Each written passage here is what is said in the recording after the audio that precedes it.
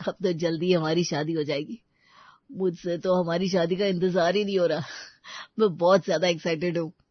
हाँ बिल्कुल, अलग से ही एक्साइटमेंट दिख रही है। इतनी ज्यादा एक्साइटमेंट भी ठीक नहीं होती। लेकिन तुम मुझे कुछ कम एक्साइटेड लग रही हो। लगता है तुम्हें मुझसे शादी करने की खुशी नहीं हो रही। क्या सच में तुम्हें सच पता चल गया? क्या सच में ऐसा ही है? अरे नहीं बाबा, ऐसा नहीं है कुछ भी। तुम बिना वजह ना ज्यादा सोच रहे हो। अच्छा चलो, अब मुझे शॉपिंग पर जाना है, बाद में बात करूंगी। इतना कहकर पायल फोन कट कर देती है और अपनी मम्मी के पास जाकर बाकी काम करने लगती है। चलो मम्मी, आज किचन में आपकी मदद कर देती हूँ। अब शादी के लिए इतनी ज्यादा एक्साइटेड हो तो देखो कैसे घर के काम में भी मन लग रहा है, वरना पहले कहाँ किचन के काम में इतना मन लगता था। अपनी मम्मी की बात सुनकर पायल थोड़ा शर्मा जाती है। नहीं मम्मी, ऐसी कोई बात नहीं है। अच्छा, अगर ऐसी बात नहीं है तो कैसी बात है? खैर कोई बात नहीं, मुझे खुशी है तू अपने काम को सीरियसली ले रही है। कोई बात नहीं, चल साथ में खाना बनाते हैं। पायल अपनी मम्मी के साथ खाना बनाना सीखती है। वहीं दूसरी तरफ पायल की शादी के दिन नजदीक आ रहे थे और कुछ समय बाद उसकी रोहन से शादी हो जाती है। शादी के बाद पायल गृह प्रवेश करके अपने ससुराल आती है। अगले दिन पायल की मुंह दिखाए की रस्म होती है। मानना पड़ेगा, बहू एकदम सोनी लेकर आई है शांति। हमारी भाभी का तो एकदम सोना सोना मुखड़ा है और चांद का टुकड़ा है। हाँ भाई, हमारी बहू तो एकदम हीरा है, हीरा। एक तरफ पायल की मुंह दिखाए की रस्म हो जाती है और उसके बाद पायल सोफे पर बैठी थी और घर के बाकी सदस्य घर का काम कर रहे थे। तो पायल सोफे से उठकर वहां से जाने लगती है तो पायल की दादी सासू से रोकती है। अरे पायल बहू, कहाँ जा रही है? कहीं नहीं दादी माँ, मैं तो बस सबकी काम में मदद करने जा रही थी। मेरी पोता बहू तो कितनी समझदार है, लेकिन बेटा हमारे यहाँ अभी नई बहू से काम नहीं करवाया जाता। अभी तुझे 10-15 दिन कोई काम नहीं करना, उसके बाद भी तेरी पहली रसोई की रस्म होगी और उसके बाद ही तुझे कोई काम करना होगा। ये बात सुनकर पायल के मन में लड्डू फूटता है। अरे वाह, ये तो बहुत अच्छी बात है। हमारे यहाँ तो इतने दिन नहीं दिए जाते, लेकिन अगर मुझे यहाँ इतने दिन आराम मिल रहा है तो फिर तो मजा ही आ जाएगा। अभी वैसे भी शादी की बहुत थकान है, सारी थकान दूर हो जाएगी। लेकिन अगर इस बात पर खुशी जाहिर की तो सोचेंगे कैसी बेशर्म बहू है। पायल अपनी खुशी को छुपाते हुए कहती है, कोई बात नहीं दादी माँ, मैं यहाँ अकेले बैठी हूँ, मैं काम करवा दूंगी। अरे पोता बहू, कहा ना कोई काम नहीं करना, तुम यहाँ आराम से बैठ जाओ। अगर इतना काम का शौक है तो बाद में सारा काम खुद कर लेना। इतना कहते ही पायल जल्दी से वापस सोफे पर बैठ जाती है। ठीक है दादी जी, जैसा आपने कहा है अब वैसा तो मानना ही पड़ेगा। आज पायल का ससुराल में पहला दिन था और काम ना करने की खुशी में उसे तो वैसे ही पहले से अच्छा लग रहा था। लेकिन शाम को पायल को एक बात पता चलती है। अरे बेटा, हम तुम्हें एक बात बताना तो भूल ही गए। जी मम्मी जी, कहिए ना, क्या बात है? कुछ नहीं बेटा, इतनी कुछ खास बात नहीं है, लेकिन सिर्फ ऐसा है कि हमारे यहाँ जब बहू की पहली रसोई की रस्म होती है तो उसे सबसे पहले रसोई में गुड़ की रोटी बनानी होती है, उसके बाद बाकी काम शुरू होता है। बिल्कुल, मुझे तो मेरी शादी का पहला दिन याद आ गया जब मुझे मेरी सास ने इस बारे में बताया था। मेरी सास तो बहुत खड़ूस और कड़क थी। उन्होंने मुझे इस बारे में बताया और मुझे तो गुड़ की रोटी बनाने भी आती थी और अंदाजा था कैसे क्या करना है, लेकिन उसकी इतनी अच्छी पकड़ और प्रैक्टिस नहीं थी, तो जो मेरी पहली कड़क रोटी बनी थी वो एकदम सूखी लकड़ी की तरह बन गई। तो मेरी सास ने तो मुझे वही रोटी खिला दी थी। क्या बताओ, बड़ी मुश्किल से खाई थी और डांट पड़ी थी वो अलग। तो मम्मी जी, मेरी कड़क रोटी भी तो आपने मुझे ही खिलाई थी। हाँ बिल्कुल, अब जैसा मेरे साथ हुआ था मैंने आगे इस बात को बढ़ाया और तुम भूल गई। उस समय तुम्हारी दादी सास जिंदा थी, उनके सामने ही तो तुमने रोटी खाई थी। आपने बिल्कुल सही कहा। इतना डर तो मुझे कड़क रोटी खाने का मन ही नहीं लग रहा था, जितना उन्हें देखकर लग रहा था। बाप रे, वो दिन मैं कभी नहीं भूल सकती। कोई बात नहीं, रोहन बता रहा था पायल बहू तो काफी कुछ सीख कर आई है। तो पायल बेटा, तुम तो आराम से गुड़ की रोटी बना ही लोगी ना? जी दादी माँ, बिल्कुल, मुझे तो सब बनाना आता है, मैं बना लूंगी। फिर तो अच्छी बात है, हम अपनी पोता बहू के हाथ की गुड़ की रोटी खाएंगे।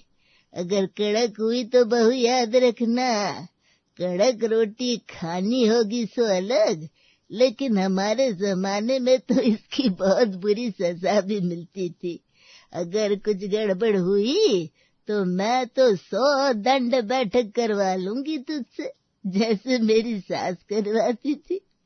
ऐसा बोलने के बाद पायल को सडन हिट होता है और वो मन में सोचती है, हे भगवान, ये मैंने क्या बोल दिया, पता नहीं अब मेरा क्या होगा। मैंने तो आज से पहले इस रोटी का नाम तक नहीं सुना, अब मैं क्या करूंगी। बस अब ये सुनने के बाद तो पायल बहुत ज्यादा परेशान हो जाती है। अगले दिन अपनी मम्मी को कॉल लगाती है। और मेरी बच्ची, बताओ वहाँ पर सब कैसा है, सब बढ़िया तो है ना? हाँ मम्मी, वैसे तो सब बिल्कुल ठीक है, लेकिन एक गड़बड़ हो गई है। गड़बड़ नाम सुनकर सीमा घबरा जाती है। अरे बेटा, क्या हो गया? अभी तो शादी को 2 दिन भी नहीं हुए ठीक से, और अब से पहले क्या गड़बड़ होगी? कहीं तूने कुछ खाने में उल्टा सीधा तो नहीं मिला दिया? कहीं सारी रेसिपीज को मिक्स तो नहीं कर दिया? अरे नहीं नहीं मम्मी, आप भी कैसी बात कर रहे हो? क्या आपको मेरी कुकिंग स्किल्स पर जरा सा भी भरोसा नहीं है? क्या मैं इतना खराब खाना बनाती हूँ जो आपका कहीं और शक जाने के बजाय सीधा मेरे खाने पर शक गया है? अरे नहीं बेटा, मैं भला ऐसा क्यों सोचूंगी? तूने गड़बड़ का नाम लिया और अचानक से मैं हैरान हो गई। अब मैं ज्यादा गलत क्यों सोचूंगी भला, इसीलिए नॉर्मल सी ही बात सोच कर बोलती। अच्छा, अब बता तो सही कि बात क्या हुई है? बस मम्मी, अभी मुझे 10-15 दिन रेस्ट करने के लिए बोला गया है। हाँ, तो इसमें गड़बड़ क्या है? गड़बड़ कुछ नहीं है, लेकिन गड़बड़ आगे होने वाली है। 10-15 दिन बाद जब मेरी पहली रसोई होगी तो सबसे पहले मुझे उसमें सबके लिए गुड़ की रोटी बनानी होगी। लेकिन मैंने तो आज तक कभी गुड़ की रोटी ना तो बनाई है, ना तो कभी खाई है। तो अब मैं क्या करूंगी?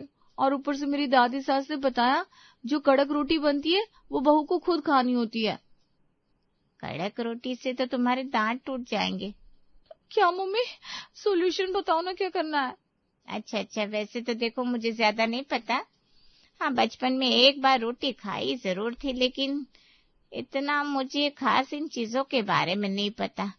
मैं तुम्हें पूछ कर बता दूंगी बेटा। अपनी मम्मी से बात करने के बाद पायल कॉल कट कर देती है और ऑनलाइन इस बारे में सर्च करने लगती है। अरे यार, मम्मी ने भी अभी कोई सोल्यूशन नहीं दिया। मुझे तो समझ में नहीं आ रहा क्या करूंगी। ऑनलाइन भी बहुत सारे अलग अलग सोर्सेस अवेलेबल है। मुझे तो समझ में नहीं आ रहा कौन सी रेसिपी सही रहेगी। कोई किसी तरीके से बता रहा है, कोई किसी और तरीके से। एक काम करती हूँ, अपनी फ्रेंड को कॉल करती हूँ। उसके बाद पायल अपनी सहेली नेहा को कॉल करती है। और बता पायल, शादी के बाद जिंदगी कैसी चल रही है? तू तो बढ़िया मजे ले रही होगी। अरे कहाँ का मजा, मुझे तो सजा लग रहा है। नेहा, एक छोटी गड़बड़ हो गई है। अब पायल नेहा को सारी बात बताती है। बस इतनी सी बात इतनी ज्यादा चिंता करने की जरूरत नहीं है। गुड़ की तो रोटी बहुत सारे तरीके से बनती है। एक तो हमारे यहाँ आटे में पानी डालकर उसमें गुड़ को पिघलाकर डाल दिया जाता है और उसके बाद तवे पर उन्हें तेल से सेका जाता है। लेकिन अगर उनमें तेल लगाकर सेका जाएगा तो वो रोटी थोड़ी ना बच जाएगी, वो तो पराठा बन जाएगा। हाँ यार, बात तो तेरी भी सही है, लेकिन उसे पराठा नहीं कहते, उसे पूड़ा कहते हैं। कोई तो उसे गुड़ का चीला भी कहता है। अच्छा ठीक है, लेकिन मुझे तो गुड़ की रोटी के बारे में जानना है। गुड़ का चीला बनाकर क्या करूंगी जब बनानी रोटी है तो? हाँ, तो क्या करना है, बस उस पर तेल मत लगाना और जैसे रोटी बनाते हैं बिल्कुल वैसे बना देना। सिंपल भाई, इसमें तो ज्यादा घबराने की क्या बात है। अपनी फ्रेंड से बात करने के बाद भी पायल को कुछ ठीक नहीं लग रहा था। माना कि मैंने रेसिपी जान ली है, लेकिन अगर ऐसे बनाऊंगी तो क्या गारंटी है कि बिल्कुल सही बनेगा? हे भगवान, मेरा तो दिमाग खराब हो रहा है। ऐसे ही क्या पहली रसोई में मेरी परीक्षा ली जा रही है? आज पहली बार लग रहा है इससे ज्यादा इजी तो मैथ्स के साइन कोस थीटा होते थे, उनमें कुछ तो अंदाजा लगा सकती थी मैं। अब अगले कुछ दिनों तक पायल रेसिपी को लेकर बहुत परेशान रहती है कि आखिर उसे कैसे गुड़ की रोटी बनानी है। अच्छा निधि, क्या तुमने पहले कभी गुड़ की रोटी बनाई है? नहीं भाभी, मुझे तो गुड़ की रोटी का नाम तक अच्छा नहीं लगता। बताओ भला गुड़ की रोटी क्यों बनानी है, इतना मीठा क्यों खाना है? मैं तो बहुत ज्यादा हेल्थ कॉन्शियस हूँ, मैं इतना मीठा कभी नहीं खा सकती। आपको भी पता है ना, ज्यादा मीठा नहीं खाना चाहिए, हमारी हेल्थ के लिए बिल्कुल भी अच्छा नहीं होता। लेकिन पता नहीं क्यों हमारे यहाँ पहली रसोई में गुड़ की रोटी ही बनाई जाती है। मैंने तो बोला अभी तक के समय के साथ हमें भी अपना पैटर्न बदलना चाहिए, लेकिन घर के बड़े कहाँ हमारी बात मानते हैं। मैं तो कहती हूँ एकदम शुगर फ्री डाइट लेनी चाहिए। हे भगवान, मैंने इससे कुछ अलग डिपार्टमेंट का ही क्वेश्चन पूछा है और ये मुझे कुछ अलग डिपार्टमेंट का ही ज्ञान दे रही है, ऐसा ज्ञान जो कुछ काम नहीं आएगा। अब गुड़ की रोटी को लेकर पायल बहुत परेशान हो रही थी। उसने अपनी कुछ सहेलियों और रिश्तेदारों से भी पूछना शुरू कर दिया। प्रणाम बुआ जी। हाँ हाँ बेटा प्रणाम, लेकिन तुम कौन हो, हमने तुम्हें पहचाना नहीं। अरे बुआ जी, मैं पायल बोल रही हूँ, आपकी भतीजी। अच्छा, वही पायल जो हमेशा मेरा फोन काट देती थी। क्या बात है भाई, आज तुम्हें अचानक हमारी याद कैसे आ गई? अरे बुआ जी, वो सब तो कहाँ पुरानी बचपन की बातें हैं। अच्छा बेटा, अभी 1-2 साल पहले भी तुम्हारे अंदर बचपना था, मुझे तो पता नहीं था। अरे बुआ जी, मेरी रोस्टिंग पर ध्यान मत दीजिए, मुझे बहुत इम्पोर्टेंट बात करनी है। चलो बताओ, तुम्हारी शादीशुदा जिंदगी कैसी चल रही है?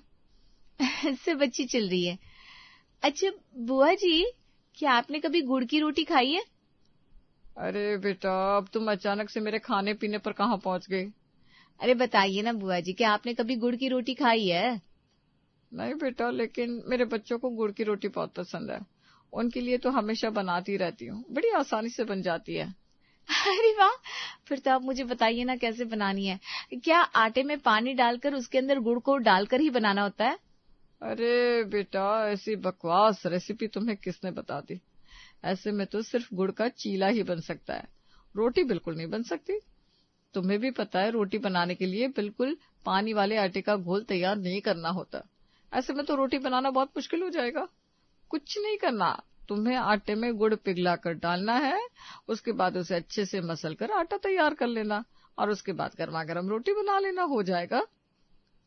अच्छा ठीक है बुआ जी, शुक्रिया। अब पायल कभी इससे कभी उससे फोन मिलाकर हर किसी से गुड़ की रोटी की रेसिपी लेने की ट्राई कर रही थी, लेकिन अब हर कोई अलग अलग बातें बता रहा था, जिससे पायल कंफ्यूज हो रही थी। एक दिन उसे परेशान देखकर रोहन पूछता है, क्या बात है, तुम आजकल इतना परेशान क्यों रहती हो? अब क्या बताऊं, इस गुड़ की रोटी ने तो मेरी नींद, मेरा चैन सब छीन लिया है। मेरी नींद, मेरा चैन मुझे लौटा दो। अरे तुम्हें क्या हो गया? भला गुड़ की रोटी की इतनी चिंता करने की क्या जरूरत है तुम्हें? अरे मुझे रेसिपी समझ में नहीं आ रही, कौन सी रेसिपी फॉलो करनी है। इतनी सारी रेसिपी पूछ ली है कि अभी तक एक भी ट्राई नहीं की, और पहली रसोई में गुड़ की रोटी ही बनानी है। अगर कुछ गलत बन गया तो दादी माँ तो मुझे पक्का वही खिलाएगी और अलग से कुछ सजा मिलेगी, वो अलग। अरे इतना कुछ नहीं होगा, तुम कुछ ज्यादा ही ओवर सोच रही हो। क्यों नहीं होगा? दादी जी ने और मम्मी जी ने मुझे अपने जमाने के बारे में सब कुछ बताया कि उनके जमाने में कैसे क्या होता था। अब जो एक तरफ पायल को 10-15 दिन रेस्ट करने के लिए मिले थे, वो उन सभी दिनों में सिर्फ इस चीज की रेसिपी को निकालने में लग जाती है। इतनी सारी रेसिपी देख ली है कि अब और कंफ्यूज हो रही हूँ, कौन सी फॉलो करनी चाहिए। बस एक बार पता चल जाए कि यहाँ पर कौन सी रेसिपी फॉलो की जाती है, फिर शायद मेरा काम आसान हो सकता है। कुछ दिन बाद सुनीता पायल से कहती है, पायल बहू, तैयार हो ना? अब तो ज्यादा दिन नहीं बचे, सिर्फ 2-3 दिन बचे हैं तुम्हारी पहली रसोई के लिए। जी दादी माँ, मैं बिल्कुल अच्छे से तैयार हूँ सजा पाने के लिए। क्या कहा? क्या पाने के लिए? कुछ नहीं दादी माँ, बस अपनी पहली रसोई को बनाने के लिए तैयार हूँ मैं। शाबाश, तुम्हारा जुनून देखकर अच्छा लग रहा है। तब एक दिन पायल बाहर उनकी पड़ोसन शीला को देखती है। एक काम करती हूँ, शीला आंटी तो पड़ोसन है और उन्हें शायद इन सब चीजों के बारे में पता होगा, एक बार उनसे जाकर पूछ लेती हूँ। अब पायल बाहर शीला के पास जाती है और उससे इनडायरेक्टली पूछने की कोशिश करती है। अब शीला आंटी से सावधान भी तो रहना होगा, अगर मम्मी जी या दादी जी को बता दिया तो मैं तो फंस जाऊंगी ना। अच्छा बेटे, गुड़ की रोटी? मुझे भी नहीं पता कि तुम्हारे ससुराल वाले किस तरह की गुड़ की रोटी खाते हैं। मैंने तो इन्हें कभी इतना खाते हुए देखा ही नहीं। बस एक आखिरी उम्मीद पर भी पानी फिर जाता है। पायल अब बस दिन गिन रही थी कि सिर्फ 3 दिन बाद उसकी पहली रसोई की रस्म होनी थी। हे भगवान, बस मुझे बचा लेना, गलती से ही सही पर गुड़ की रोटी अच्छी बन जाए बस। पता नहीं इतनी जगह इतनी सारी रेसिपी देख ली है, मेरा तो दिमाग ही घूमने लगा है। अब धीरे धीरे वो दिन नजदीक आने लगता है और फाइनली वो दिन आ भी जाता है। पायल घबराते हुए छोटे छोटे कदमों से रसोई की तरफ बढ़ रही थी। तो चलो बेटा, अब हम रसोई में चलते हैं। जी मम्मी जी। चलो बहू, आज तुम अपना कमाल दिखाई दो। हम सब इंतजार कर रहे हैं तुम्हारे हाथ की बनी पहली गुड़ की रोटी खाने का। अब पायल घबराती हुए रसोई में जाती है, लेकिन तभी शांति परात को पायल के आगे करते हुए कहती है, देख बेटा, मैंने सब कुछ तैयार किया हुआ है, तुम्हें कुछ नहीं करना। मैंने पहले से ही गुड़ का आटा तैयार करके सेट कर दिया था, वरना फिर तुम्हें बहुत समय लगता ना। एक काम करो, बस जल्दी से जैसे रोटी बनाते हैं वैसे ही जल्दी से रोटी बनाकर सेक दो, बाकी चलो मैं तुम्हारी मदद करती हूँ।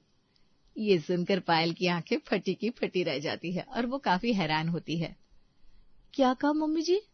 मुझे सिर्फ रोटी सेकनी है? क्या मुझे उसके अलावा और कुछ भी नहीं करना? सीरियसली? हाँ बेटा, चलो जल्दी से हम तुम्हारी रसोई की रस्म पूरी कर लेते हैं और उसके बाद सब साथ में बैठकर खाना खाएंगे। पायल को फिर से बहुत खुशी होती है और वो अब शांति की मदद से जल्दी जल्दी रोटी बना देती है और सब बड़े मजे से खाते हैं। खाना तो काफी अच्छा बना है। हाँ वाकई, बहू ने तो गुड़ की रोटी बहुत स्वादिष्ट बनाई है। पायल को उसका नेक मिल जाता है और उसके बाद कितनी बड़ी पागल थी जो इतने दिनों से रेसिपी ढूंढ ढूंढ कर पागल हो रही थी। इतने दिनों का आराम सिर्फ चिंता में ही गंवा दिया।